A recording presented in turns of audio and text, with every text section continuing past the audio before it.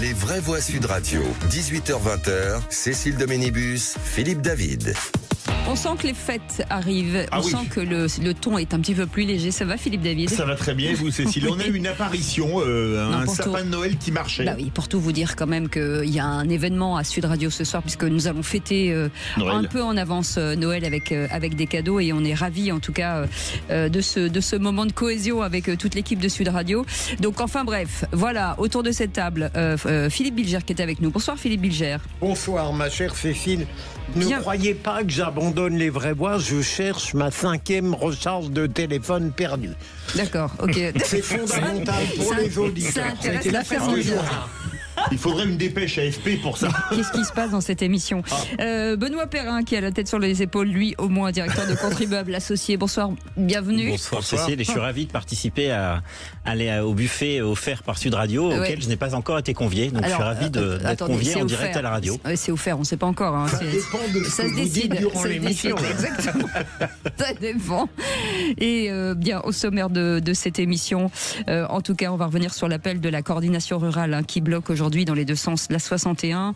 Une centaine d'agriculteurs aussi s'est rassemblé ce mercredi devant le siège du Parlement européen à Strasbourg pour dénoncer l'abattage des troupeaux de bovins et bien sûr s'opposer au traité de libre-échange entre l'Union européenne et le Mercosur, Philippe. Et on vous pose cette question. Peut-on arrêter la colère agricole? Vous dites non désormais à 83%. Vous voulez réagir? Le 0826 300 300. Et moi je le dis, vu l'extension territoriale du mouvement et la colère qui gronde depuis des mois et des mois, ça me semble très difficile d'arrêter la colère paysanne. Et puis en parlant de colère, pour éviter de célébrer le mariage d'un homme sous OQTF, Olivier Bourgeot, qui est le maire de Chécy, et ses adjoints ont préféré démissionner de leurs fonctions. Et on vous pose cette question. Faut-il interdire les mariages aux personnes sous OQTF?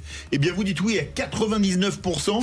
Vous voulez réagir encore et toujours? Le 0826 300 300. Alors oui, bien évidemment, ce maire et ses adjoints ont raison. Malheureusement, il y a des maires qui ont fait la même chose et qui se retrouvent au tribunal. Alors la première chose, c'est d'appliquer les OQTF. C'est pas une invitation à quitter le territoire français, mais une obligation de le quitter. Allez, soyez les bienvenus. Et on aura le maire d'ailleurs. On vous attend jusqu'à 19h30. On est là, il y a 150, 200 tracteurs qui arrivent. Là, ça va bouger. On ne partira pas tant qu'on n'aura pas une réponse forte de l'État. J'appelle à tous les artisans à soutenir nos agriculteurs. Parce que finalement, les difficultés, même si elles ne sont pas les mêmes, on se rejoint dans des problématiques qui sont énormes. Aujourd'hui, c'est ici. Mais pour moi, la prochaine étape, c'est Paris. Il faut les faire trembler. On veut moins de contraintes, on veut moins d'emmerdes, on veut qu'on nous laisse travailler. C'est plus possible. Et la troisième étape, si Paris, ça bouge pas, c'est l'Europe. C'est Bruxelles. Les vraies voix Sud Radio. Et ça sonne déjà au 0826 300 300. Et Pierre de Montèche est avec nous. Bonsoir Pierre, merci d'être avec nous sur Sud Radio. Vous vouliez témoigner sur, bien entendu, les agriculteurs. Bonsoir Pierre. Oui, bonsoir à tous. Eh bien, de toute façon, le mouvement ne s'arrêtera pas. Il ne s'arrêtera pas tant que l'État ne va pas prendre des positions fermes pour vacciner tout le cheptel français. C'est pas que dans le sud, c'est dans le centre et dans le nord, partout. Et en plus, et le Mercosur, alors là, c'est un scandale. Même c'est un scandale. Pierre, vous êtes contre, vous êtes contre l'abattage? Ah ben oui, bien sûr. Moi, j'ai de la famille dans le Volvestre, et croyez-moi, ils sont pas prêts de reculer. Alors, je rappelle pour les auditeurs, le Volvestre, c'est une très jolie plaine entre Toulouse et le Comminges et Saint-Gaudens. C'est à 40-50 km au sud de Toulouse. C'est ça. Philippe Bilger. Ma chère Cécile, au fil des jours, je m'informe un petit peu sur la crise et l'affront des agriculteurs. Bien sûr, sur le plan du cœur, je comprends totalement tout ce qu'ils subissent et tout ce qu'ils éprouvent. Mais j'ai cru comprendre tout de même que sur le plan de la raison, les enjeux sont plus difficiles que ça et que notamment les vétérinaires considèrent qu'il n'y a pas d'autre moyen que d'abattre les bêtes pour éviter quelque chose qui se dégraderait. Ensuite, le Mercosur, on n'est pas du tout sûr que la France va adopter une position hostile, même si Emmanuel Macron que la France va s'y opposer. a dit on ne permettra pas un rapport de force. Il l'a dit. Donc, attendez, Pierre, ceci étant dit, je suis persuadé que la maladresse du gouvernement qui a commencé à dialoguer trop tard va faire que, vous avez raison Philippe, ça va durer. Pierre, faisons répondre Pierre, on vous écoute. Oui, parce qu'en fait, ils n'ont qu'à mettre les troupeaux en quarantaine quand ils supputent une bête malade. Ils les mettent en quarantaine et puis point barre. Et ensuite, ils vaccinent. Au lieu d'abattre, alors, peut-être que d'abattre une bête parce qu'elle est vraiment contaminée, mais les autres, c'est pas la peine. On va faire réagir Benoît Perrin. Alors, ce qu'il faut peut-être, je vais faire un pas de côté parce qu'évidemment, je suis pas vétérinaire, je sais pas les bonnes stratégies. En revanche, ce qu'il faut peut-être rappeler, c'est la toile de fond. La toile de fond, c'est que nos agriculteurs ont des coûts d'exploitation qui sont de plus en plus importants. C'est-à-dire très concrètement, vous avez l'énergie qui a augmenté, vous avez le matériel qui a augmenté, vous avez évidemment des charges importantes, et en face, vous avez des revenus qui stagnent, voire même qui baissent depuis des années. Donc, appauvrissement, surendettement. Exactement. Donc, je veux dire, situation financière extrêmement préoccupante. Deuxième problème, évidemment, la concurrence déloyale, et là, on va en reparler avec effectivement le Mercosur, avec des produits qui arrivent de partout dans le monde, avec des obligations qui sont évidemment pas les mêmes que celles qu'on impose à nos agriculteurs. Les aléas climatiques, faut en parler parce qu'effectivement, on voit des problèmes de sécheresse dans certains départements et donc du coup, ça rend l'exploitation de plus en plus difficile. Et puis évidemment, la suradministration, symbole de la France, où vous avez de plus en plus d'agriculteurs qui vous expliquent qu'ils passent presque plus de temps derrière leur ordinateur à remplir des fichiers Excel qu'à être sur leur tracteur. Avec des agriculteurs qui expliquent, notamment des exploitants, qu'ils passent quasiment 3 jours par semaine à remplir les papiers. Enfin, c'est quelque chose de dingue. Pierre, vous confirmez? Ah ben oui. Mais oui, c'est sûr. Ils sont là.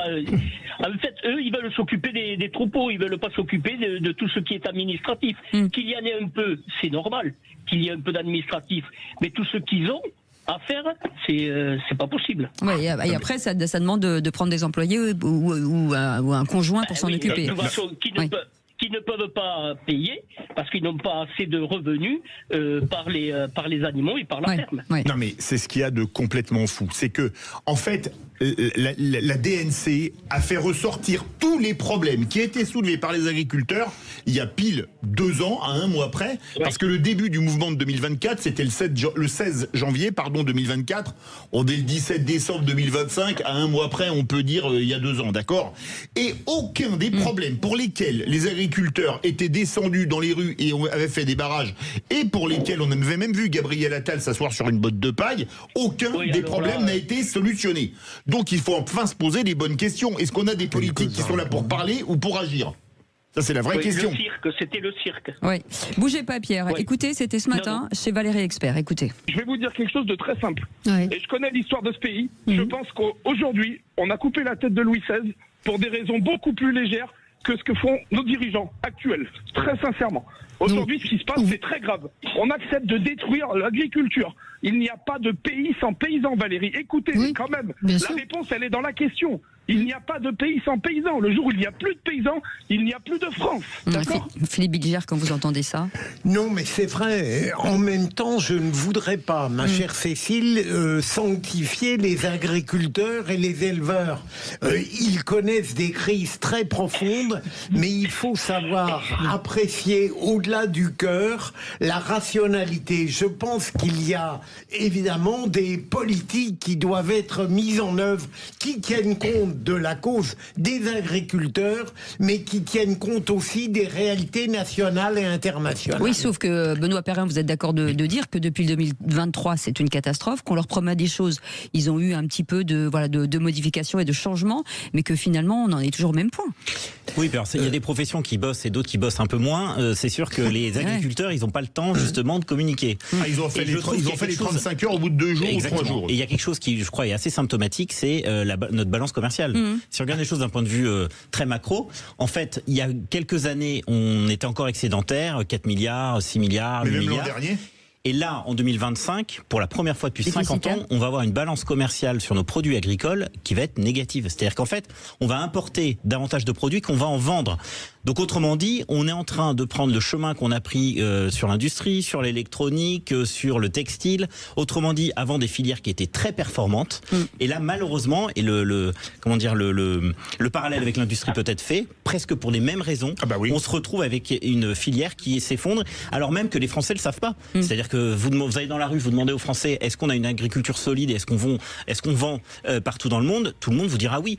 Et là, je pense qu'il y en a beaucoup qui vont tomber nus en apprenant que maintenant notre industrie agricole effectivement est déficitaire. Vous êtes agriculteur, venez témoigner au 0826 300 300. Pierre, vous restez avec nous, on revient dans un instant. Philippe Bilger, il y a des gens qui appellent à l'antenne, qui sont pas du tout d'accord avec toi. Très bien. Vous serez en direct avec nous, ne bougez pas, on est dans un instant. Pierre, ne bougez pas, à tout de suite. Sud Radio. Sud Radio. Parlons vrai. Parlons vrai. Sud Radio. Parlons. Les vraies voix Sud Radio. 18h-20h, Cécile de Ménibus, Philippe David. Les agriculteurs, c'est un sujet qui peut diviser. Malheureusement, aujourd'hui, on vient justement sur ces informations à l'appel de la coordination rurale de bloquer dans les deux sens la 61, par exemple aussi. Et puis le siège du Parlement européen à Strasbourg, où se sont rassemblés une centaine d'agriculteurs pour dénoncer d'une part l'abattage des troupeaux de bovins, et puis aussi ce traité de libre-échange entre l'Union européenne et le Mercosur. Ce numéro de téléphone 0826 300 300. On est toujours avec Pierre. Pierre, vous vouliez répondre à ce que disaient nos vraies voix tout à l'heure. De toute façon, on a vu du cinéma il y a 2 ans ou 3 quand le ministre s'est assis sur le ballon de paille. Alors il a promis, mais rien ne s'est passé. Et pour le Mercosur, ce sera pareil. Ils font du blabla, et bien vous verrez que l'accord, Macron se couchera. Il y a l'Italie qui veut elle aussi bloquer, participer à ce que dit Macron. Mais nous verrons bien, elle a reçu des pressions, alors bon. Bon, restez avec nous. Bon, on reste avec nous. Géraldine est avec nous. Bonsoir Géraldine. Oui, bonsoir. Bonsoir. Vous nous appelez de Montauban. Bienvenue sur Sud Radio. Vous vouliez réagir? Oui, alors je voulais réagir parce que nous sommes éleveurs et nous sommes aussi négociants en bestiaux. Oui. Et donc nous sommes doublement impactés par cette crise. Et aujourd'hui, pour certains, il est facile d'avoir un avis tranché par rapport à l'abattage et par rapport à la vaccination. Mais pour d'autres, c'est plus compliqué parce que on apprend tous les jours des choses nouvelles avec les scientifiques, avec les vétérinaires. Et donc aujourd'hui, on a appris par exemple que la maladie, elle ne se contamine pas que par des mouches, des stomox, mais aussi par la bave et par le sperme. Donc l'abattage, bien sûr, il est compliqué, mais peut-être qu'il est nécessaire quand il y a un foyer. Mais il est difficile d'avoir cet avis arrêté, quoi. Non, mais ce qui est fou et ce que vient de dire Géraldine, c'est que on apprend au fur et à mesure des choses sur cette maladie. C'est-à-dire qu'à un moment donné, il faudrait un cahier des charges en disant voilà, pardon, je suis pas médecin ni vétérinaire ni quoi que ce soit, mais ce serait dingue c'est dingue de se rendre compte que les agriculteurs n'ont pas en tout cas un état des lieux et un protocole pour les maladies. C'est fou. Oui, mais voilà. justement, on n'a pas tous les tenants et les aboutissants. Ouais. Et encore aujourd'hui, on nous demande à nous, qui sommes en zone indemne pour le moment, en Tarn-et-Garonne, on nous demande de réfléchir si on veut passer en zone vaccinale. Alors la zone vaccinale, il faut savoir que bien sûr ça protège, mais économiquement, pour plusieurs mois, ça prive d'une activité économique. Donc aujourd'hui, est-ce que les éleveurs, est-ce que les négociants peuvent se priver d'une activité économique parce qu'il y a des accords bilatéraux qui ne sont pas discutés avec les pays. D'accord. Vous nous confirmez, Géraldine, que j'ai 2 sons de cloche, qu'une fois qu'un bestiau est vacciné, il ne peut plus être exporté, c'est bien ça? C'est-à-dire qu'aujourd'hui, les seuls accords bilatéraux qui sont négociés, c'est avec l'Italie et avec la Suisse. Pour les autres pays, il n'y a rien de négocié.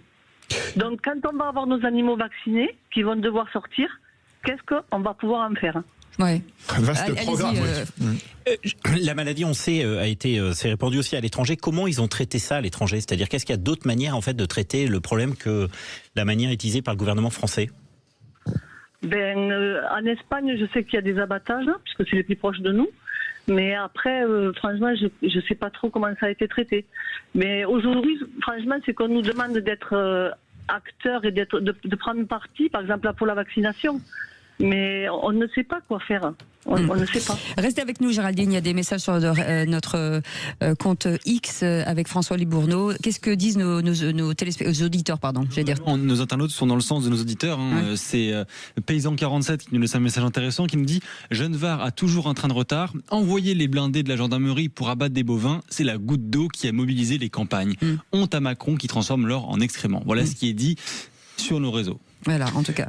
Philippe Bilger, vous pouvez réagir. Sur Emmanuel Macron et la répression, je suis tout à fait d'accord avec ce qu'a dit Paysan 47. Et ce que j'aime beaucoup dans les interventions de Géraldine, c'est le fait qu'elle dit, en effet, qu'ils n'ont pas la science infuse, qu'il est difficile d'être péremptoire sur ces sujets, qu'elle aurait voulu avoir un avis scientifique. Et j'ose dire que, par exemple, les vétérinaires le donnent, cet avis, mais on ne les accepte pas et ils sont insultés. Alors c'est aussi un problème.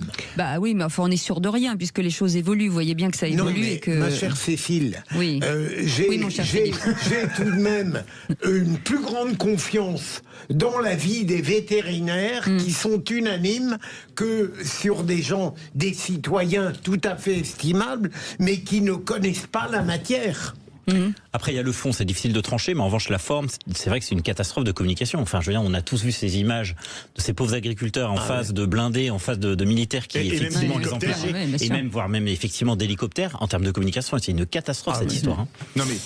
Allez-y, Philippe. Non, mais je voulais poser une question à Géraldine. Vous, parce qu'on parle de la DNC, mais le Mercosur, vous qui êtes négociante en bovin, et c'est le premier produit qui arriverait du Mercosur, vos éleveurs avec qui vous travaillez, ils sont vraiment remontés comme des coucous suisses, comme on dit? C'est-à-dire qu'on a l'impression de ne pas lutter à armes égales.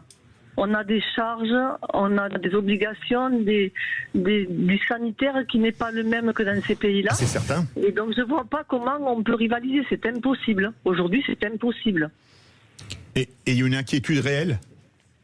Ah bien sûr, il y a une inquiétude réelle. Déjà, en France, il y a une très grande décapitalisation du cheptel. Beaucoup d'éleveurs ont arrêté pour X raisons, parce que bien sûr, il y a trop de normes, parce que c'est contraignant, parce qu'on travaille avec du vivant, donc on voit bien les épizooties chaque fois, ça écrème, donc certains arrêtent. Et après, on a aussi ce problème, même en Europe, on n'a pas les mêmes charges par rapport au travail, par rapport aux taxes, par rapport à plein de choses. Donc on ne peut pas lutter à armes égales. C'est impossible. C'est vrai. En tout cas, merci de votre témoignage, Géraldine. Et merci en tout cas aux appels. Il y avait d'autres appels, mais on ne peut pas tous les prendre au 0826 300 300. De toute façon, j'imagine qu'on reparlera bien entendu de ce sujet pendant un certain temps. Allez tout de suite, et si vous étiez ministre? Les vraies voix Sud Radio, si j'étais ministre. Qu'est-ce que je vais devenir? Je suis ministre, je ne sais rien faire. Et si vous étiez ministre du bien manger, voilà, c'est un très beau ministère. Mais il n'y en a qu'un qui devrait être ministre. Non, j'ai pas dit ministre du trop manger. Je vous en prie. Philippe David, la poubelle de table. Pardon, monsieur le ministre, bienvenue sur Sud Radio. Ministre, en tout cas, de ce bien manger, quelle serait pour vous la première proposition que vous pourriez faire, mon cher Frédéric de Carcassonne? Oui, bonsoir à tous. Écoutez, si j'étais ministre du bien manger, j'obligerais la traçabilité. Vous l'êtes, allez-y. J'y suis pour 5 minutes au moins. La traçabilité des produits. Tous les produits qui sont importés ou produits en France, il faut une traçabilité et la liste des pesticides qui ont été employés. La clarté, c'est ce qu'il y a de mieux, c'est le préventif. Malheureusement, en France, nous avons des grosses industries agroalimentaires qui font assez de pression auprès des gouvernements. Donc, première, ce serait traçabilité des produits. Secondement, je ferais à l'éducation nationale qu'il y ait des cours de nutrition, dès que les enfants puissent lire et puis comprendre, cours de nutrition, et pourquoi pas cours de cuisine, puisque les mamans ou les papas n'ont plus le temps de cuisiner. Troisième chose aussi pour les restaurants, il y a de plus en plus de restauration rapide ou de kebab ou de tacos halal qui se montrent et ils n'ont aucun certificat professionnel. Donc l'obligation de faire une formation et ensuite sanctionné par un examen qu'on a ou n'a pas pour ouvrir un restaurant. Allez, on va faire réagir si vous permettez, monsieur le ministre. Pardon, monsieur le ministre, sur les cours de nutrition, je suis totalement d'accord avec vous. Puis-je vous poser une question? Est-ce que vous n'avez pas l'impression, mais vous serez nécessaire tout de même, qu'on a déjà fait beaucoup d'efforts sur le plan de la traçabilité? Non, pas assez. Vous savez, c'est un peu saupoudré tout ça. C'est de la communication. Quand on ne sait pas le produit qu'on mange dans son assiette, c'est le plus important. Si le poireau, il vient du Pérou, ou si la tomate vient d'Ukraine, ou si les citrons viennent du Maroc, et que ces pays-là utilisent des produits qui sont interdits par les producteurs français, déjà c'est un déséquilibre. C'est une inégalité par rapport à nos agriculteurs. Mais je peux même dire pire. C'est quand même cruel par rapport aux consommateurs, ne pas savoir comment le produit qui a poussé de la terre, quels sont les pesticides qui ont été utilisés. Au Maroc, par exemple, cher Philippe de Bigère, il n'y a aucune norme. En fait, on importe des tonnes de tomates, de citrons, d'oranges du Maroc, il n'y a aucune norme. Ils font ce qu'ils veulent. Et M. Macron, on parle du Mercosur, mais le Maroc, c'est beaucoup pire. 30 secondes, monsieur le ministre. Voilà. Merci beaucoup. Malheureusement, le temps file. Merci en tout cas d'avoir accepté d'endosser ce rôle du ministre de bien manger. Ça vous va très bien. Moi, je postule pour être son secrétaire d'État. Ah bah voilà. J'aurais faire les tests. Ah bah enfin, Philippe David s'en va. Au revoir, Philippe David. Là, vous pourrez m'appeler culbuto pour de vrai. Non, je vais vous traiter correctement. Vous serez secrétaire d'État. Vous prenez du galon. Allez, vous restez avec nous dans un instant. Le tour de table de l'actu des vraies voix. Philippe David. Eh bien, je vais parler de Beauvau piraté. Philippe Bilger. De Nathalie Arthaud. Benoît Perrin, pardon. Ras-le-bol de ces jeunes qui se plaignent à longueur de temps sur les réseaux sociaux. Ah bah, on en parle dans un instant. Soyez les bienvenus. Merci en tout cas à nos auditeurs de nous appeler. Continuez au 0826 300 300. C'est Aude qui vous attend. On est ensemble jusqu'à 19h30. Sud Radio. Parlons vrai. Parlons vrai. Sud Radio. Parlons vrai. Sud Radio. Parlons. Les vraies voix Sud Radio. 18h-20h. Cécile Doménibus, Philippe David. Et c'est un plaisir d'être avec vous tous les jours de 17h à 20h avec Philippe David et autour de cette table. Bien entendu, Benoît Perrin. Bonsoir Benoît Perrin. Merci en tout cas d'être là. Et merci Philippe Bilger d'être là. Merci pour votre invitation. Aussi, c'est toujours un plaisir. Et bien entendu, tout de suite, le tour de table de l'actu des vraies voix.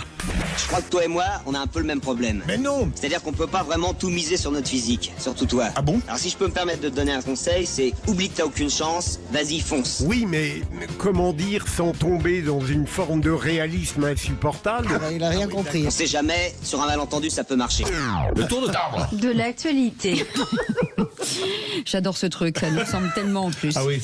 Et on va démarrer par vous, Philippe Bilger, sur Nathalie Arthaud. Et je vais vous lire le tweet de Nathalie Arthaud qui parle de l'horrible attentat antisémite de Sydney qui montre qu'aucun endroit n'échappe à la barbarie.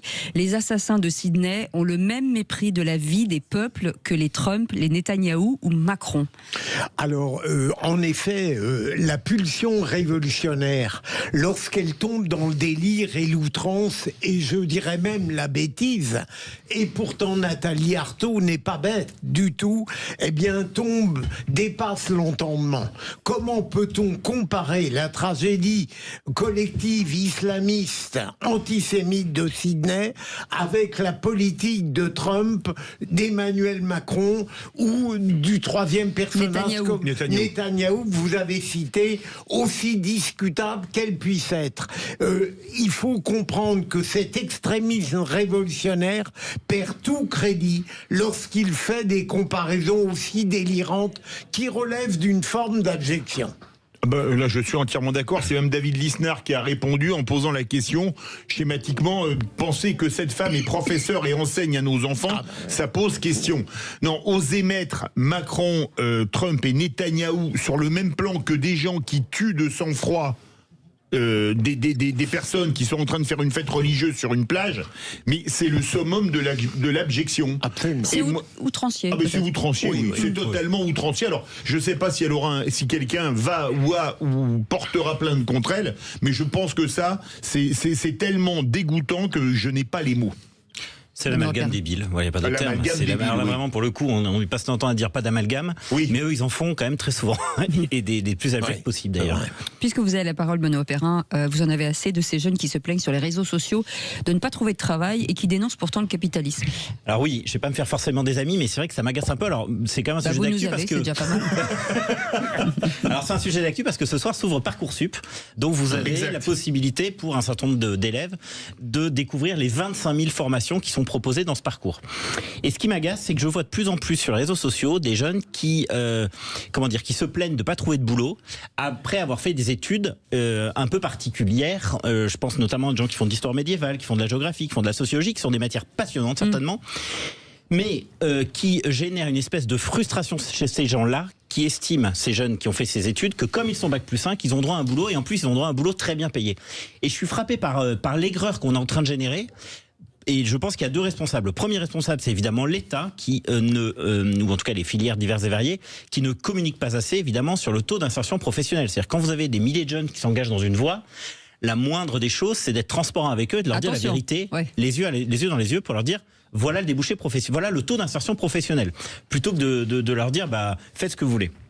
Et le deuxième élément, et ça m'agace encore davantage, c'est la prétention d'un certain nombre de jeunes qui se plaignent de tout ça, sans comprendre en fait le fonctionnement d'une société. Le fonctionnement d'une société, c'est pas le fait de faire des études qui justifient un emploi, c'est pas le fait de faire des études qui justifient un salaire, c'est le fait de répondre à un besoin dans la société.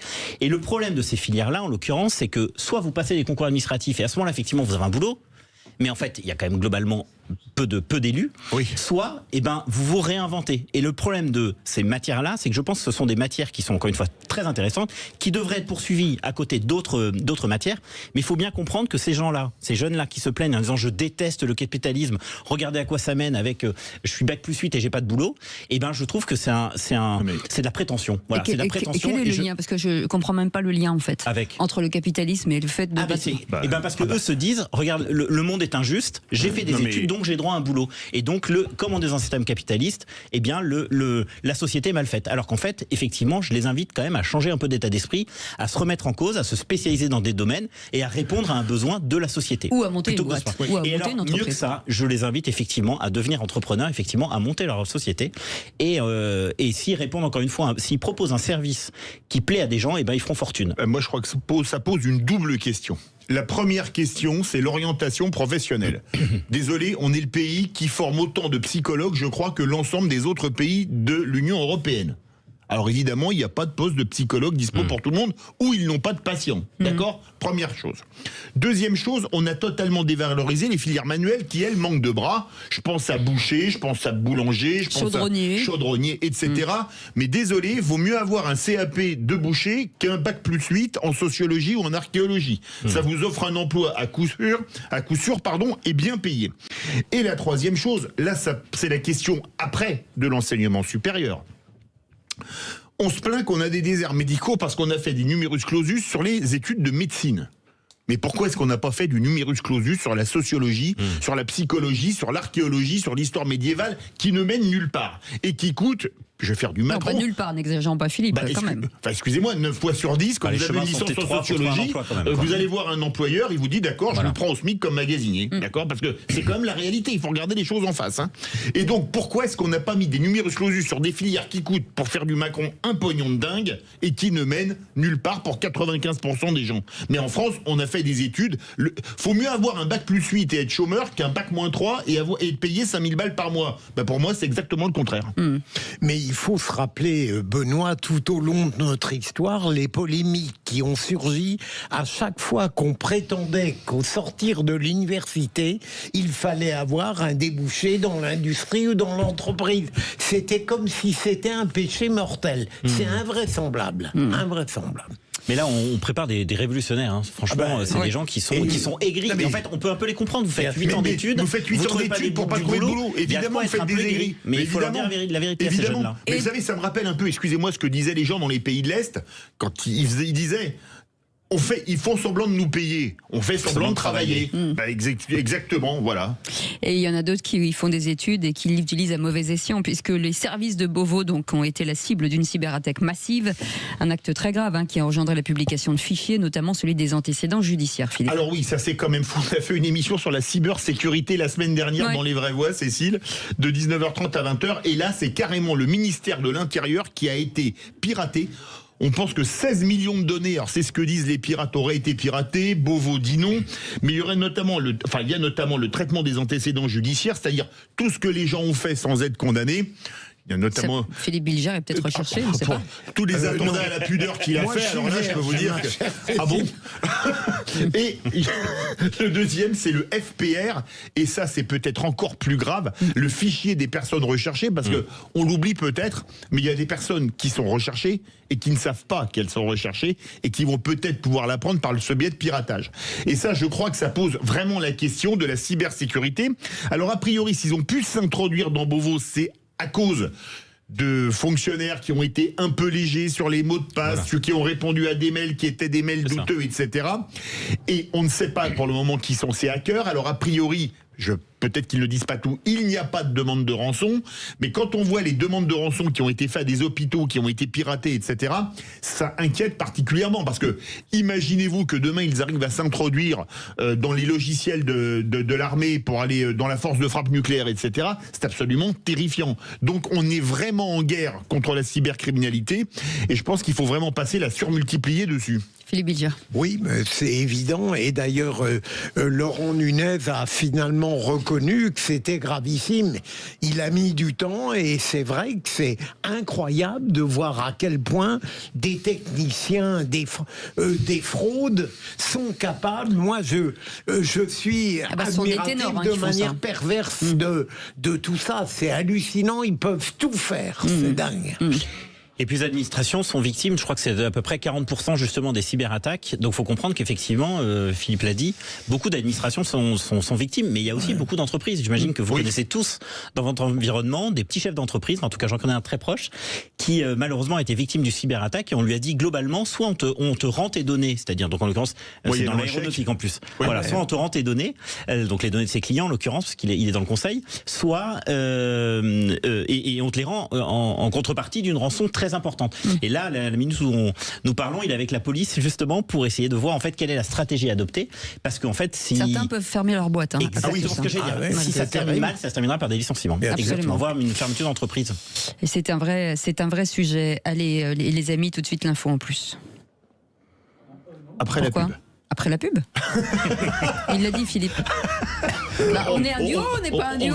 On est un peu comme Stone et Chardin. Il y en a un qui... Stone fait la première partie de la chanson, je fais la deuxième partie. Excusez-moi. Je vois dans le regard de notre réalisateur qui se dit « Mais quelle mauvaise foi, celle-là, c'est pas possible. » J'ai été perturbé, j'ai le sapin à côté de moi. C'est quelque chose. C'est vrai que nous avons un sapin qui marche, donc il marche avec des vrais pieds. Et je trouve qu'il est bien enguirlandé. Oui, c'est sûr. Là, il a des guirlandes autour de lui. Il a une tête un peu bizarre, non? Il a une tête de mais j'aime bien l'espèce d'Edelweiss avec Sud Radio sur le crâne. Oui. C'est beau. Mais venez derrière nous, vite, on a 50 secondes. Venez montrer là, venez montrer. Parce que là, c'est vraiment le déguisement de l'année. Il met du temps. Il met du temps à marcher, il a des paquets cadeaux à la place des chaussures. Vide, en plus, ça n'a aucun intérêt. Allez, venez derrière moi, mon petit. Regardez cette petite tête de psychopathe. À mon avis, il est dans les fichiers. Baissez-vous la caméra. Attention, Philippe David. Je me baisse. Alors, il est là. Vas-y, montrez-vous à l'antenne. Baissez-vous. Ou venez là comme vous voulez. Voilà. Attendez, bougez pas. Attention, ça peut faire peur aux enfants. Attention, il est là. Baissez-vous. Alors, il est là. Bonjour monsieur. Bonjour. Et il a des gros paquets cadeaux au pied. C'est formidable. Non, il ne compte pas dans les il sait pas où c'est. Il comprend pas. C'est pas grave. Ah, il est là. Oula, il me fait peur. Allez. Soyez les bienvenus. Allez, dans un instant, la fois en plus, on reviendra sur les contrôles de produits importés en France et dans l'Union européenne et qui sont quasiment inexistants. Et avec nous, pour en parler, le député socialiste du Val d'Oise et président de la mission d'information sur le contrôle des produits, Romain Eskenazi, sera avec nous dans quelques instants. À tout de suite. Sud Radio. Parlons vrai. Sud Radio. Les vraies voix Sud Radio. 18h-20h. Cécile Doménibus, Philippe David. Et autour de cette table, chers amis, Benoît Perrin, et puis Philippe David, et puis Philippe Bilger, et vous au 0826 300 300, et soyez les bienvenus. Tout de suite, c'est l'info en plus. Les vraies voix Sud Radio. Et le contrôle des produits importés en France et dans l'Union européenne sont quasiment inexistants. En François-Louis Bourneau, les chiffres sont terrifiants. En 2024, Cécile, sur 1 million de produits importés dans l'Union européenne, seuls 82 étaient contrôlés selon des statistiques de la Commission européenne. Romain Eskenazi, vous êtes avec nous ? Oui, bonsoir. Bonsoir, vous êtes député socialiste du Val d'Oise et surtout président de la mission d'information sur les contrôles des produits importés en France. J'ai une question, que révèlent ces chiffres ? Eh bien, nous avons rendu notre rapport aujourd'hui. En fait, ces chiffres ne seraient pas inquiétants si jamais le taux de non-conformité était très faible, même avec des contrôles très faibles. Le problème, c'est qu'il y a, comme vous le dites, seulement 0,008% des produits qui sont contrôlés. Et lorsqu'on concentre ces contrôles sur les mini-colis qui viennent des 3 plateformes chinoises, essentiellement Chine, Temu et AliExpress, on arrive à des taux de non-conformité qui sont parfois supérieurs à 60, 80, voire 95% sur un contrôle de 250 palettes qui a été fait à Roissy fin 2022. Donc c'est plutôt ces taux de non-conformité qui sont effrayants. Et le volume de colis, pour vous donner 3 chiffres, 175 millions d'articles sont arrivés à Roissy en 2022, c'est déjà beaucoup. C'était le double l'année suivante, en 2023, c'était 410 millions, c'était beaucoup. Et puis c'était le double l'année encore suivante. En 2024, c'est 775 millions d'articles qui sont arrivés à Roissy, dont une très grande majorité sont interdits de produire en France et interdits de vente en France. Mais monsieur le député, excusez-moi, dans mon ancienne vie, j'ai importé des produits de pas mal de pays et exporté vers pas mal de pays. Pour pouvoir dédouaner nos produits, on était obligé de donner une facture pro forma, les certificats de conformité par le fabricant, les certificats de conformité aux normes françaises. Moi, comme c'est du matériel électrique, idéalement avec un laboratoire, avec des tests de laboratoire. Pourquoi est-ce qu'on n'impose pas ça à tous les colis ? Je peux vous dire que ça tarira à l'entrée immédiatement et les produits qui sont pas vendus n'entreront plus. Il faut les vérifier. Monsieur le député. Il faut demander tous les papiers. Ça va coûter plus cher par contre. Alors, je vais vous expliquer. En fait, il y a une différence majeure entre ce que vous faisiez, vous, monsieur, et le phénomène d'aujourd'hui. En fait, jusqu'à il y a quelques années, même à travers Amazon, qui est aussi du commerce en ligne, moi, je ne jette pas l'opprobre ni sur la Chine, qui est parfaitement capable de produire des produits aux normes, ni même sur le commerce en ligne, qui profite à beaucoup de PME, qui peuvent exporter, ouvrir de nouveaux marchés. C'est spécifiquement ces plateformes-là qui mettent en place un nouveau business model pour lequel il n'y a pas de livraison cargo. En fait, c'est directement l'atelier dans la banlieue chinoise. Vous allez commander un jean, vous allez commander un jouet, et bien c'est votre jouet qui va être emballé par l'atelier individuellement, et c'est de fait l'acheteur qui devient l'importateur, et il n'y a qu'un seul produit. Et en fait, vous avez aujourd'hui les douanes qui sont tout à fait efficaces et en capacité de contrôler le conteneur que vous pouviez importer, monsieur. Ils testent un produit, ils l'envoient au laboratoire. S'il n'y a pas la conformité, ils renvoient tout le cargo. Là, c'est un seul petit colis, et il leur faut beaucoup de temps pour contrôler ce colis, et à la base, ils ne renvoient que ce colis-là. Et donc, effectivement, il y a un certain nombre de colis qui sont renvoyés, mais ça prend un temps absolument fou. Et effectivement, c'est une fraude qui est absolument massive par ce système d'importation directe entre le consommateur et le producteur. En clair, il y a des lois qu'on ne peut pas appliquer. Les recommandations de ce rapport, qu'on puisse les faire commenter par Benoît Perrin et nos vraies voix autour de cette table, c'est quoi exactement pour vous ?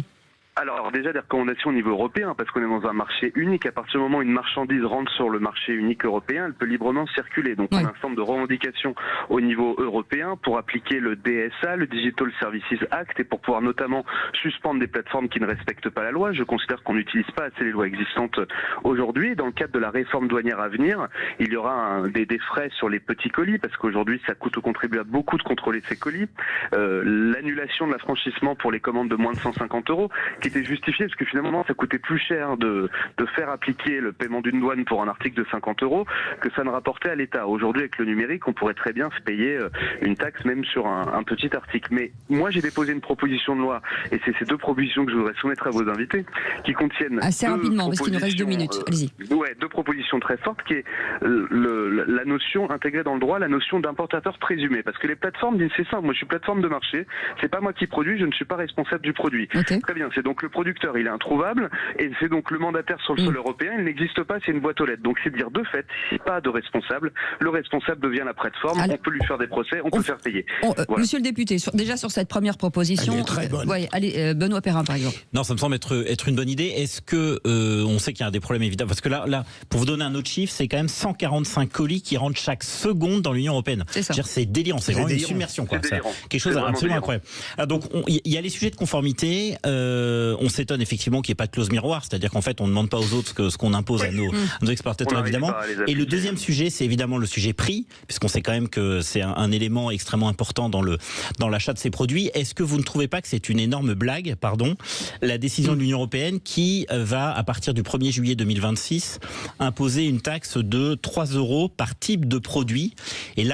Et en plus de cette taxe, on est en train de parler en ce moment d'une taxe de 2 à 5 € qui seront imposées au niveau français. Donc autrement dit, est-ce que le fait de surenchérir les colis de 5-6 €, est-ce que vous ne pensez pas que c'est grotesque? Je rappelle que Donald Trump aux États-Unis a mis des taxes beaucoup plus importantes et que les petits colis ont chuté de 40%. Monsieur le député, votre réponse? Alors, en fait, c'est pas pour être dissuasif, ces frais. Nous, on appelle ça une taxe en France, à l'échelle européenne, c'est des frais, c'est pour contribuer au financement des douanes. Parce qu'en fait, aujourd'hui, on a augmenté, on a multiplié par 10 le nombre de petits colis, on n'a pas augmenté le nombre de douaniers. Donc, c'est pour faire payer ces plateformes-là, pour qu'ils contribuent au financement de nos services de douane. C'est pas pour être dissuasif. Non, pour être dissuasif, il faut interdire l'entrée de ces produits en France, tout simplement. Moi, je voudrais que vos auditeurs comprennent bien que quand ils achètent un jouet sur Chine, Temu, AliExpress, ils font courir un risque aux enfants parce que c'est pas aux normes CE. Lorsqu'ils achètent un vêtement, il y a un risque que la teinture ne soit pas aux normes et leur fasse des plaques. Lorsqu'ils achètent un produit électronique 4-5 fois moins cher que chez la Fnac, c'est pas pour rien, c'est parce que les normes techniques ne sont pas respectées. Donc moi, je voudrais que les consommateurs comprennent bien que lorsqu'ils achètent, non seulement ils portent atteinte à l'environnement, à l'économie locale, mais aussi ils font courir un risque. Donc je pense que au-delà de la compétitivité prix, il faut interdire aux produits interdits de rentrer sur le territoire national. Point. Merci beaucoup Romain Eskenazi d'avoir accepté cette invitation. Vous êtes député socialiste du Val d'Oise et président de la mission d'information sur ce contrôle justement des produits importés en France. C'est un sujet qu'on suivra bien entendu, on se permettra de vous rappeler. Merci beaucoup, vous restez avec nous. Dans un instant, le coup de gueule de Philippe David. Facebook bannit les seins nus mais valide les fake news. Voilà, on en parle dans un instant. En attendant, on parle d'argent avec vous. Avec la crypto-monnaie et Thomas Binet. Pemium, le premier partenaire français pour investir dans les cryptos en toute sécurité, présente. Sud Radio, les incontournables de la crypto-monnaie. Thomas Binet. Bienvenue dans ce nouvel épisode d'Oser investir, les incontournables de la crypto-monnaie. Je reçois aujourd'hui Pierre Noisat, qui est le président fondateur de Pemium. Bonsoir Pierre. Bonsoir Thomas. Pierre, aujourd'hui, vous allez nous parler des stablecoins. De quoi s'agit-il? Commençons par les fondamentaux, définissons le terme. Oui Thomas, les stablecoins sont des tokens, plus souvent émis sur la blockchain Ethereum, qui représentent chacun une unité de monnaie traditionnelle, dollar ou euro. La valeur de ces tokens est soutenue par la promesse de l'émetteur de détenir en collatéral autant de dollars qu'il a émis de stablecoin, si c'est un stablecoin dollar. Alors qui sont ces émetteurs justement? Alors le plus gros émetteur de stablecoin est actuellement Tether, qui émet un stablecoin dollar connu sous l'acronyme USDT. Alors USD, c'est United States Dollar, et T pour Tether. L'USDT représente près des 2/3 du marché des stablecoins. Il y a aussi l'USDC, C pour Circle, donc émis par Circle et Coinbase aux États-Unis. Il y a le DAI, un stablecoin soutenu par un collatéral en crypto-monnaie, principalement l'Ether, et même un stablecoin émis par PayPal. Remarquons enfin un stablecoin euro émis par une filiale de la Société Générale, l'EURCV, disponible sur la plateforme française Pemium. Alors comment ça fonctionne, Pierre ? Alors pour un stablecoin dollar, par exemple, l'émetteur garantit la valeur de ces tokens en accumulant des réserves en dollars au moins égales au montant de tokens émis. Tether, par exemple, a des réserves en dollars et en bons du Trésor américain, libellés en dollars, pour plus de 140 milliards de dollars de tokens en circulation. C'est un des plus grands acheteurs privés de bons du Trésor américain. Et il contribue à maintenir la domination du dollar sur les autres devises. Mais pourquoi des bons du Trésor, justement ? Alors, parce que Tether obtient ainsi un rendement, certes minime, mais sans risque, tandis qu'il vend ses tokens sans promesse de rendement. Ainsi, Tether est l'une des sociétés les plus rentables du monde, avec près de 14 milliards de dollars de bénéfices l'an dernier, alors qu'elle emploie moins de 200 personnes. Une belle rentabilité, en fait. Donc, du coup, les stablecoins sont-ils toujours des tokens Ethereum ? Non Thomas, les transactions USDT peuvent s'appuyer aussi sur les protocoles Lightning et Taproot Assets qui complètent le protocole natif du réseau Bitcoin, permettant des transactions instantanées, confidentielles et très peu coûteuses, favorisant l'adoption du stablecoin. En fait, un stablecoin peut être déployé sur de multiples blockchains, mais ce qui compte, ce sont les réserves sur lesquelles il est adossé et la transparence comptable de son émetteur. Mais du coup, qu'est-ce qui explique ce succès des stablecoins ? C'est que les stablecoins sont de la monnaie électronique sans volatilité, comme l'euro ou le dollar en banque, mais sans les inconvénients de la banque, à savoir les coûts et les lenteurs du système bancaire. Un stablecoin sur le Lightning Network, par exemple, vous permet de payer une facture instantanément et quasiment sans frais à l'autre bout du monde, quel que soit son montant, et sans risque de rejet par un intermédiaire. Mais alors du coup, comment on fait pour choisir parmi l'ensemble de ces stablecoins ? Parce qu'on a vu qu'il y en a quand même un certain nombre. Oui, on distingue principalement les stablecoins centralisés et les stablecoins dits algorithmiques. Les stablecoins centralisés sont adossés à des réserves dollars émis par des entités fiables comme l'USDT ou l'USDC, par exemple. Circle, qui émet l'USDC, publie des rapports d'audit mensuels pour prouver la détention de ces réserves.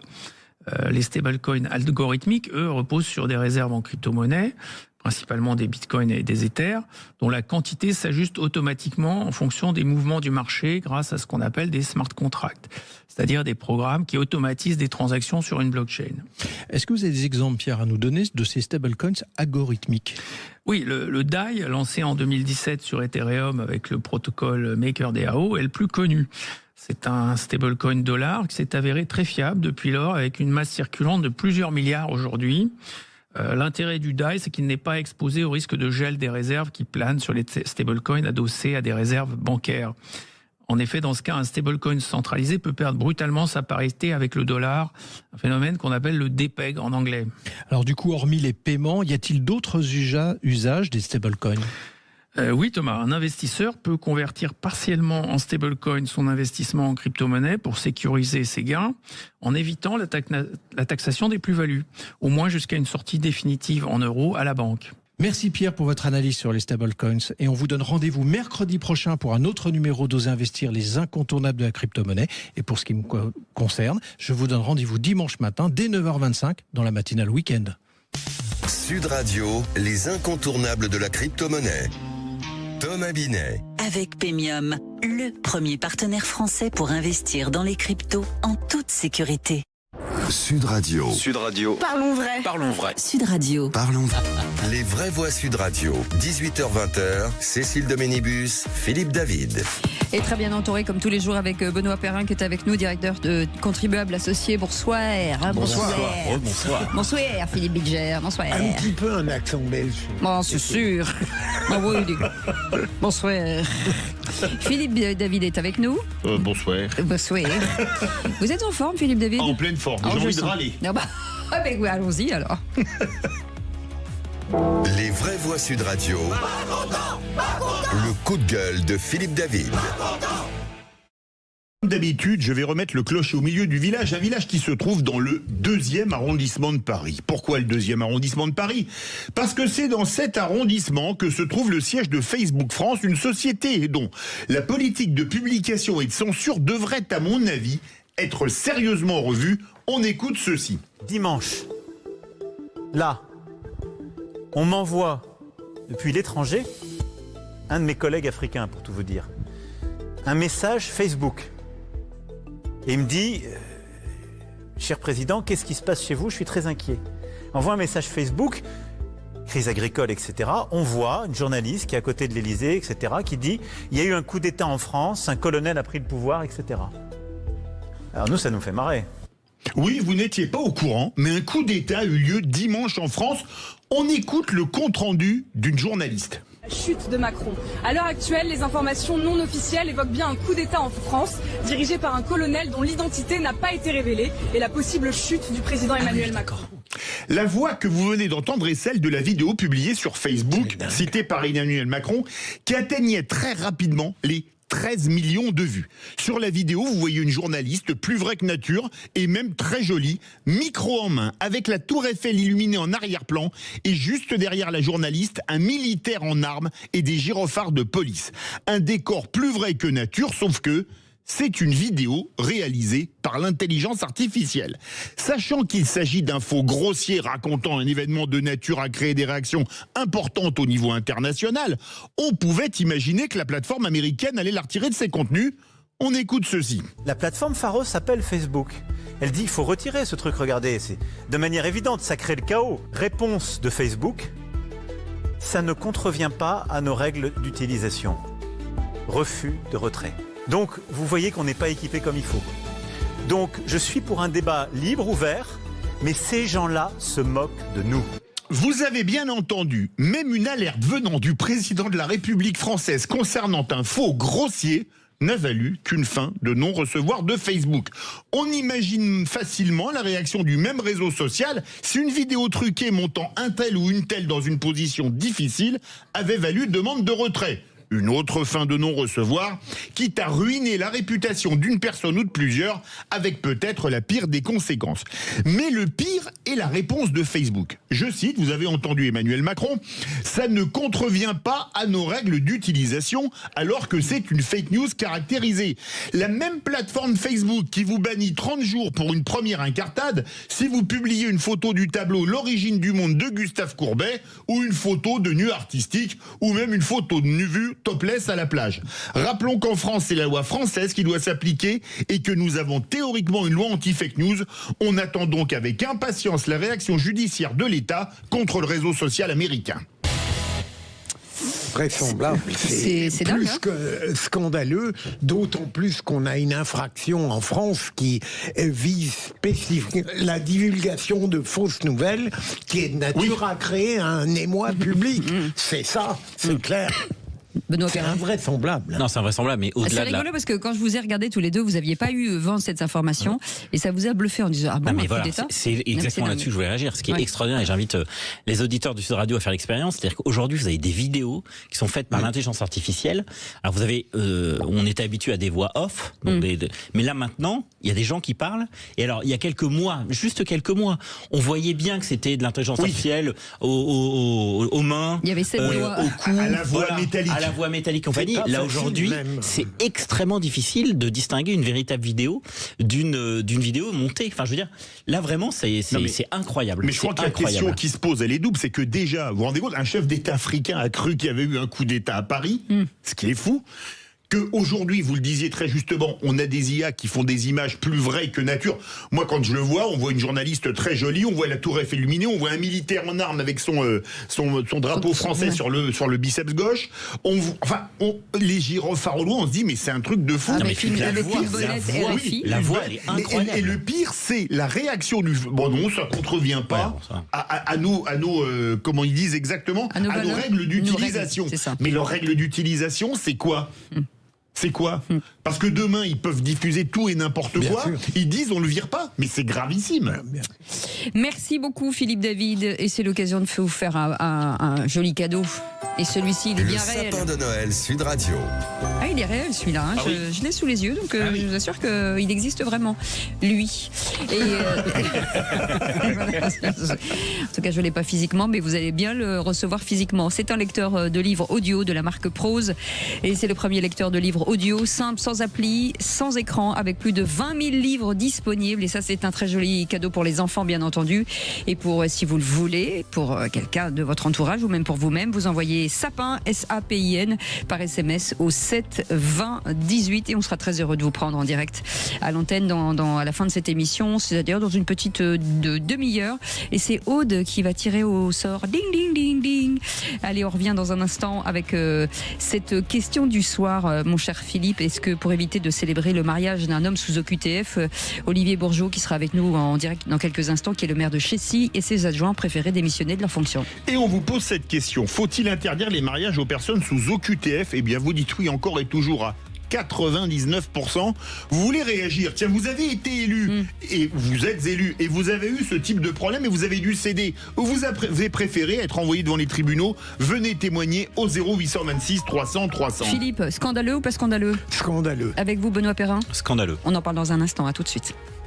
Sud Radio. Sud Radio. Parlons vrai. Parlons vrai. Sud Radio. Parlons.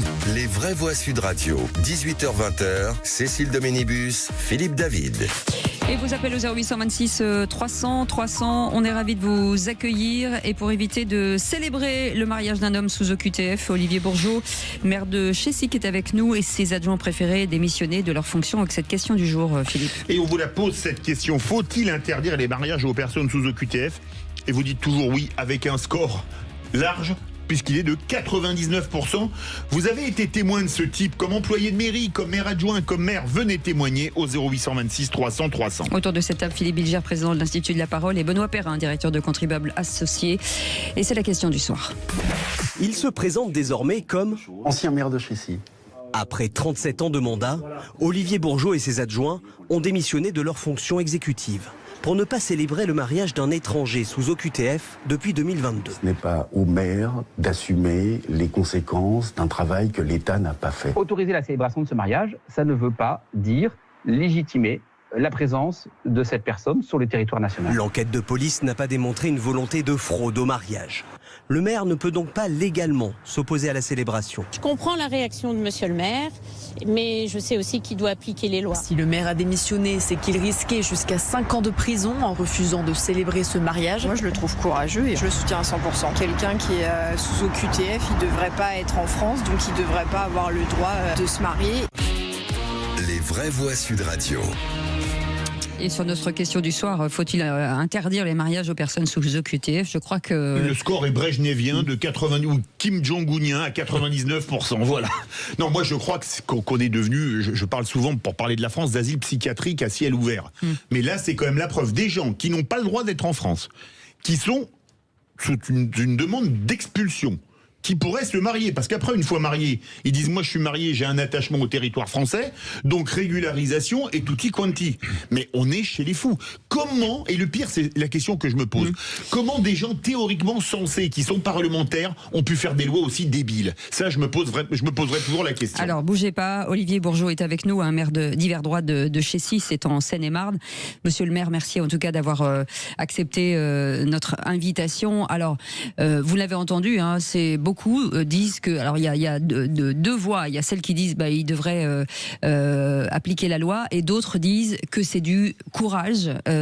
J'imagine que vous êtes plutôt du côté courageux. Moi, je suis quelque part entre les deux. L'histoire, elle est très simple. Effectivement, comment marier quelqu'un qui ne devrait pas être là, m'obliger à le faire? Ça, j'avoue que c'est quelque chose que j'ai vraiment beaucoup de mal à comprendre. Donc aujourd'hui, c'est vrai que j'ai instrumentalisé une situation pour dénoncer une loi qui me paraît complètement aberrante, et ce que je remets surtout en cause, c'est l'OQTF. Parce que à quoi ça sert aujourd'hui de délivrer des OQTF qui ne sont jamais exécutés derrière? Et on sait qu'elles ne sont pas exécutées pour différentes raisons. Soit parce que le pays d'accueil ne veut pas, le pays d'origine, pardon, ne veut pas raccueillir ou accueillir de nouveau ses ressortissants. Enfin bref, il y a sans doute d'autres raisons. Mais j'avoue que derrière, qu'on me demande à moi finalement de légitimer quelque chose, oui, ça me gêne. Monsieur le maire, est-ce que ça veut dire que, bien que vous ayez démissionné avec tout le conseil municipal, est-ce que vous êtes toujours... Non, pas tout le conseil municipal, les adjoints. Les adjoints, d'accord. Est-ce que vous êtes toujours soumis, en tout cas, est-ce que vous pouvez toujours être poursuivi? Oui, parce qu'à partir du moment où la démission n'a pas été actée et formalisée, acceptée par la préfecture, je reste maire et les adjoints restent adjoints avec chacun ses prérogatives.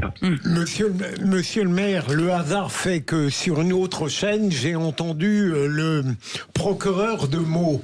Et est-ce que le problème n'est pas entre légalité et légitimité? Je veux dire par là qu'il a parfaitement expliqué pourquoi lui, il n'avait à s'occuper que du mariage. Tandis que vous êtes très préoccupé, à juste titre, et je vous rejoins, par l'OQTF. Est-ce que ça n'est pas cette distorsion qui crée le problème? C'est certainement ça qui crée le problème, je suis tout à fait d'accord, mais mon intention, c'est d'attirer l'attention sur ce sujet, d'essayer de le faire évoluer. Mon boulot, c'est du collectif, puisque c'est s'occuper d'une population, mais c'est aussi, quelque part, pouvoir rendre service à mes collègues.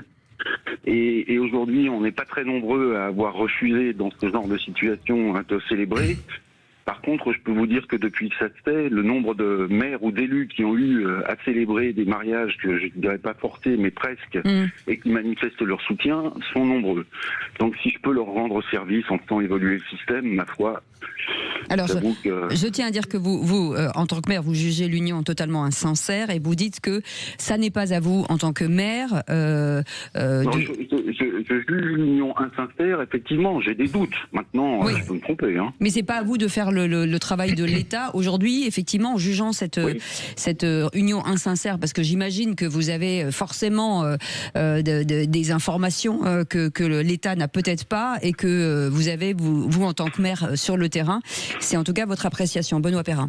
Alors parmi les chiffres qu'il faut rappeler, en tout cas avoir en tête, c'est quand même le taux d'exécution des OQTF. Il y a à peu près 140 000 OQTF qui sont prononcés tous les ans. Vous n'en avez que 10%, qui sont appliqués. Donc c'est-à-dire que vous avez à peu près 12 000 vraiment reconductions à la frontière par an. Deuxièmement, vous avez une opinion publique, on le sait tous, qui est de plus en plus sensible à ces sujets liés à l'immigration. Donc vous savez très bien que vous avez en grande partie le soutien de nombreux Français. Et puis c'est vrai que le droit peut générer des situations absurdes. C'est-à-dire que à l'occasion d'un mariage, on rappelle les droits et les obligations des époux l'un vers l'autre. Donc on fait état de la loi devant des gens qui ne respectent même pas la loi. Enfin, je veux dire, c'est complètement absurde. Alors là où je vous suis aussi, monsieur le maire, et bravo et merci, c'est que, on a besoin de lanceurs d'alerte comme vous pour justement mettre au centre du débat médiatique et demain au centre du pouvoir politique ce genre de situation absolument délirante. Alors, la bonne nouvelle, et vous savez probablement mieux que nous, c'est que le sénateur centriste Stéphane Dumilly a fait une proposition de loi, mais qui a été votée en début d'année, donc je crois que c'est en février 2025, pour justement interdire les mariages. Alors comment vous expliquez que cette proposition de loi qui a été votée ne soit pas encore à l'ordre du jour de l'Assemblée nationale ? Moi, j'ai pas d'explication, malheureusement. Il subit. Pour tout vous dire, le sénateur Dumilly, je l'ai eu en ligne aujourd'hui, et donc et on a signé une tribune commune avec d'autres maires. Mais je ne suis pas à l'Assemblée nationale, donc... bon. Monsieur le maire, je vais vous faire... On va écouter ce qu'a dit Laurent Nunez. Écoutez. Je trouve aussi que ça peut paraître aberrant pour nos concitoyens aussi. Moi, ça me semble aussi aberrant. Ce sont des choses qu'on ne comprend plus. Voilà, nos citoyens ne le comprennent pas. Maintenant, c'est le droit. Ça n'empêche pas. Attention, et c'est pour ça que d'ailleurs que Gérald Darmanin a fait modifier les textes, et notamment la loi de janvier 2024, qui nous permet de reconduire néanmoins ces personnes. C'est pas parce qu'elle va se marier avec quelqu'un qui est français ou qui est résident en France qu'on ne pourra pas le reconduire. C'était chez nos confrères ce matin à 8h30. Permettez-moi juste une toute petite parenthèse. Je veux dire, la personne en question est sous OQTF depuis maintenant plus de 3 ans. Si je ne me trompe pas, une obligation de quitter le territoire, ça peut être exécuté dans les 3 ans, et aujourd'hui, ça peut plus. Absolument. Mais ce que j'aime beaucoup de votre part, monsieur le maire, c'est le fait que face à un état de droit qui parfois transgresse l'évidence et le bon sens, vous ayez une pratique de rupture, au fond. C'est le seul moyen, comme l'a dit Benoît, d'attirer l'attention des pouvoirs publics de manière très forte sur le hiatus et le scandale de ce gouffre entre la réalité qui doit être admise et ce qui est en réalité prescrit par un état de droit qui perd la tête. Benoît Perrin. Monsieur le maire, est-ce que vous disiez tout à l'heure que il fallait passer par le préfet, est-ce que le préfet peut refuser votre démission ? C'est ce qu'il a fait. C'est ce qu'il a fait. Aujourd'hui, c'est ce qui a été annoncé aujourd'hui. Maintenant, pour être tout à fait transparent avec vous, c'est pas encore formalisé. Mais c'est ce qu'il a annoncé. Bon, entre nous, c'est quand même ce à quoi je m'attendais. Hein. Oui. Est-ce que ce refus doit être motivé ou pas ? Non. Ah oui. Non, c'est fou, ça. Le motif pour ne pas perturber le bon déroulement de la vie de la collectivité. Enfin, parce que les élections sont dans 3 mois. Continuité. Non, mais il y a une question qui se pose, c'est qu'on a parlé de Robert Ménard qui est traîné devant les tribunaux pour avoir fait ça. On a oublié Marlène Mourier, la maire de Bourg-les-Valence, même cause, mêmes effets. Est-ce que vous... Parce que je crois me souvenir, et on fait quand même pas mal d'heures de radio ensemble sur Sud Radio, que les administrés soutenaient Robert Ménard et soutenaient Marlène Mourier. Est-ce que vos administrés vous soutiennent, vous et vos adjoints, puisque vous avez tous démissionné d'un bloc ? Oui. C'était l'originalité de la chose. C'était de faire créer une situation inédite en effaçant tous les officiers d'état civil. Aujourd'hui, je n'ai pas de retour négatif. Et si alors les municipales sont au mois de mars prochain, déjà ça, on se demande si vous allez vous représenter et si toutefois vous étiez condamné, ça vous empêcherait de vous représenter ? Oh, je ne sais pas quelle serait la sentence, je ne sais pas du tout sous quel délai ça se passerait. Si je fais référence à Robert Ménard, je crois que l'histoire elle est assez ancienne et que le jugement il sera quelque part dans un temps à venir. Donc, il y a un soutien des municipalités. Est-ce que vous vous sentez soutenu par exemple l'AMF ou comment ça se passe ? L'AMF, la région, les autres maires, oui, le soutien il est, je ne vais pas dire quasi unanime, mais presque. Mais est-ce que finalement cette loi c'est pas, vous me passerez l'expression, mais un blanc-seing sans jeu de mots pour les mariages blancs, comme on dit de manière peut-être un peu triviale?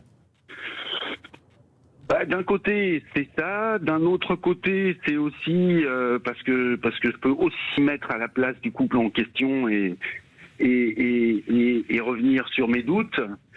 C'est aussi mettre quelqu'un dans une situation qui est tout à fait inconfortable. Parce que si je raisonne sur le fond, ça va peut-être paraître aberrant ce que je vais dire, mais tant pis, je vais jusqu'au bout. Et aujourd'hui, on a quelqu'un qui cherche peut-être à régulariser sa situation pour pouvoir s'insérer. Ah oui. Je crois savoir que le procureur a ordonné évidemment une enquête et il était plutôt dans le sens de l'authenticité du désir de mariage. Oui, mais c'est peut-être le cas. Donc finalement, à faire traîner des décisions, à ne pas les exécuter.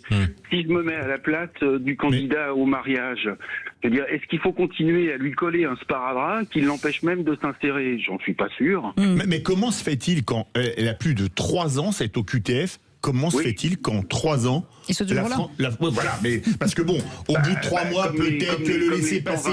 130 000 autres. Ça, c'est une vraie question, monsieur le maire. Est-ce que ce serait beaucoup plus facile pour vous, puisque les maires ne savent pas si leurs administrés sont sous le feu ou de l'OQTF, d'être OQTF ou pas? Est-ce que ça, il faudrait lever le voile là-dessus pour les maires? Moi, je pense que oui, mais ce qui serait bien aussi, ce serait peut-être qu'on connaisse le motif de l'OQTF, parce que si ça se trouve, ce motif, il est totalement futile. Absolument. Et je suis peut-être en train d'instrumentaliser quelqu'un et de repousser une échéance à tort, c'est possible. Mais on est en période de municipale. Excusez-moi, Benoît Perrin. Oui. Mais est-ce que ça pose pas quand même une question sur les informations qu'ont les maires? Parce qu'on a fait beaucoup de débats sur Sud Radio. Vous avez quelqu'un qui est fiché S parce qu'il revient d'Irak ou de Syrie, etc.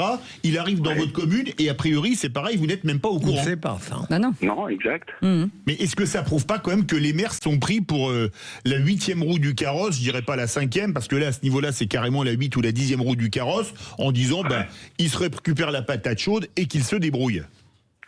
Oui, c'est le problème de fond quand même. C'est que, enfin, pour être tout à fait clair, on a parfois l'impression d'être pris pour des imbéciles et de simples exécutants, bien évidemment.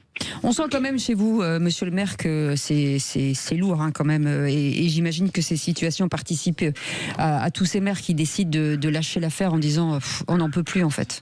On n'arrive pas à travailler, on est là pour le bien des administrés, on essaie de faire ce qu'on peut, on n'a pas d'argent, on n'est pas considéré. Dès qu'on fait quelque chose, on nous tombe dessus. C'est vrai que ça devient compliqué. Oui, c'est vrai, c'est de plus en plus lourd. Alors, si je prends mon cas particulier, pour plusieurs raisons, parce que je suis sur une commune très particulière, je suis arrivé à la mairie, il y a 1000 habitants.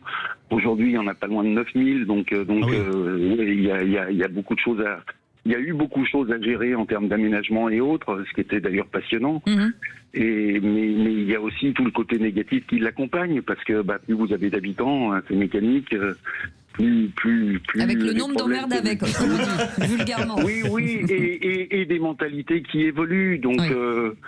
quand je dis qui évolue, il faut pas forcément voir un sens positif derrière, mais c'est vrai que les gens sont quand même, sans vouloir tomber dans les clichés, de plus en plus individualistes. Et globalement, je n'ai pas encore trop à me plaindre. Monsieur le maire, est-ce que depuis que vous avez fait ce coup d'éclat, est-ce que j'imagine vous êtes contacté par d'autres nombreux maires? Et ma question est la suivante, est-ce que le cas de figure se pose souvent finalement, ou alors ce sont des cas encore très rares? Je ne saurais pas vous répondre précisément. Je peux simplement répéter ce que je disais tout à l'heure. Il y a un certain nombre d'élus qui ont eu à célébrer des mariages dont ils auraient préféré se passer, qui ont été dans l'obligation de le faire. Ils sont considérés dans l'obligation de le faire et qui l'ont fait un peu en se bouchant le nez. Bon, voilà, c'est comme ça. Lorsque vous avez pris cette décision avec vos adjoints, Philippe. Monsieur le maire, vous avez hésité longtemps? Non. Non. Voilà. En tout cas, merci en tout cas d'avoir accepté cette invitation, Olivier Bourgeot, maire d'Yverdroit de Chessy en Seine-et-Marne. Et n'hésitez pas à nous rappeler, hein, bien entendu, si vous avez la suite. Et de toute façon, on regardera la suite de cette affaire. Et merci en tout cas. Et c'est très courageux quand même ce que vous avez fait. Vous restez avec nous et dans un instant, même tout de suite, on va vous offrir des cadeaux. Sapin de Noël Sud Radio. Et qui était au téléphone de Villeneuve-Loubet, monsieur Christiane? Mais oui, c'est moi. Bonsoir Christiane. Villeneuve-Loubet, oui, sur la Côte d'Azur. Ah oui, la Côte Nice. Voilà, magnifique Côte d'Azur. Christiane, vous faites quoi dans la vie? Moi, je suis retraitée. Oh bah vous avez, c'est très bien, c'est très bien. Et donc, je suis retraitée. Et vous faisiez quoi? Qu'est-ce que je faisais? Je préparais le dîner. Très bien. Alors, c'était quoi le menu? Pisse à la bière, farci niçois, dites-nous tout. Parce que j'ai des petits-enfants, donc il faut bien que je les fasse dîner. Hein. C'est ça. Et vous allez pouvoir leur faire un cadeau supplémentaire à vos enfants puisque vous avez remporté un lecteur de livres audio de la marque Prose. C'est le premier lecteur de livres audio simple, sans appli, sans écran, avec plus de 20 000 livres disponibles. Et ce cadeau, c'est pour vous, Christiane. Et bravo. Et joyeux Noël. Bravo. Voilà, bonne fête. Et vos petits-enfants sont à côté de vous? Christiane Trop ému par le cadeau. Christiane. On a retrouvé Christiane. Christiane, vous êtes là? J'entends mieux. Voilà, Christiane, il faut nous faire le cri de la joie. Attention, 1, 2, 3, c'est à vous. 2, 3. Chic alors. Vous avez ringardisé Philippe Bilger et son cri de la joie. Françoise, n'importe quoi. Christiane. Comme vous voulez. On vous embrasse très très fort. En tout cas, merci de votre fidélité à Sud Radio. On vous souhaite de très belles fêtes de fin d'année. Embrassez bien vos petits-enfants, bien sûr. Merci beaucoup Benoît Perrin. Merci beaucoup Philippe Bilger. Dans un instant, on va vous parler d'agriculteurs, bien entendu. Et ce sera Stéphane Travers qui sera avec nous, député du groupe Ensemble pour la République et ancien ministre de l'Agriculture. À tout de suite. Cette année, la radio officielle du Père Noël, c'est Sud Radio. Envoyez dès maintenant sapin au 72018, sapin au 72018 et jusqu'à Noël, gagnez à tout moment votre séjour au Château Beaupin à Marseille, à quelques minutes de la plage de la Pointe-et-Rouge. Vivez une expérience insolite dans un lieu d'exception qui marie harmonieusement l'héritage d'une somptueuse demeure du 19e siècle aux éléments architecturaux classés. Vous y découvrirez une atmosphère conviviale et chaleureuse comme à la maison dans un moment suspendu. Merci Sud Radio. Gagnez les plus beaux cadeaux dans le sapin de Noël Sud Radio. Pour les